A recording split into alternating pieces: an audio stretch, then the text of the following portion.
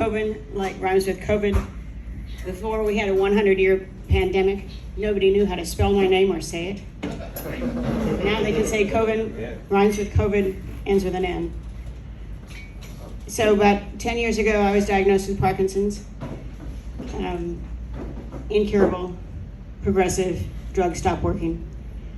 And I said to myself, well, a year ago I had cancer, and I found out how to make stand-up comedy out of cancer. So I went to Dr. Google and I said, how do you make funny Parkinson's? They gave me a comedian, Vicki Claflin, who did a whole routine on Parkinson's. And the main thing I took away from her routine was that you could do things with Parkinson's symptoms that you couldn't do if you didn't have them. For instance, my hands tremble, so I could work in a snow globe factory.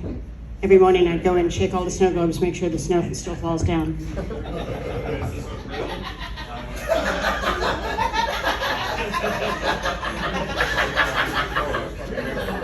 Gravity still works. I could be a stress tester for teachers. I'd be knocking a pencil against the desk, see how long the teacher lasts before they slap the kid.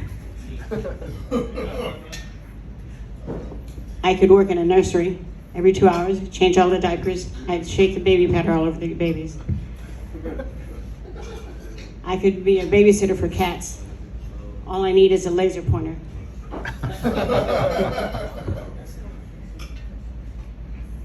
Let's talk about food.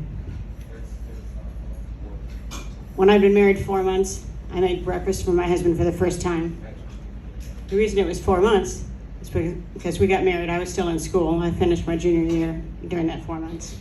And he finished basic and advanced training in the Army in that 4 months. And then he had a 2-week break before he went to officer candidate school. So I flew out to Oklahoma and met him in Fort Sill.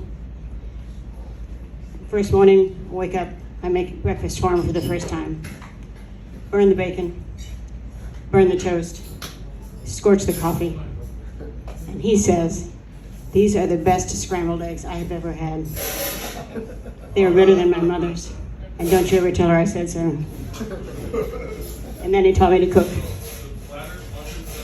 He was not going to last in the morning. So I'm in a mixed marriage, geographically mixed. I was born in Chicago, lived in Illinois, Iowa, and Indiana for the first 12 years of my life. Then we moved to Texas, where I found out that if it ain't beef, it ain't barbecue. My husband's a Georgia boy, born and bred. He thinks barbecue is pork. Yeah.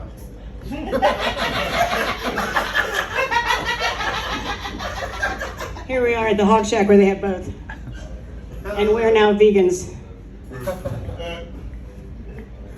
So I found out there's a difference in food between the North and the South, largely because of vegetables. In the North, we have cold winters, so we have lots of root vegetables, carrots, turnips, cauliflower. They're mostly boiled or baked or mashed. In the South, they have lots of greens. Vegetables are mostly cooked for a very long time or mixed with other vegetables. But I wasn't really familiar with greens. I knew about spinach, didn't really like spinach, I liked raw spinach. But my husband came in from the backyard one day with an armful of weeds. He said, this is poke salad. Poke salad isn't a thing, it's a song. Somebody's heard of poke salad down, Annie? So he said, no, you can eat poke salad. He said, be sure if you're telling the audience about this that they boil it 3 times and drain it and boil it and drain it and boil it. Otherwise it's toxic. If I'd known he was feeding me poisonous greens, I'm not sure I ever would have started. But from poke salad, which is very mild green, we moved up the ladder to the bitter greens, mustard, turnip, kale, collards. And that's great because that's what Southerners largely eat.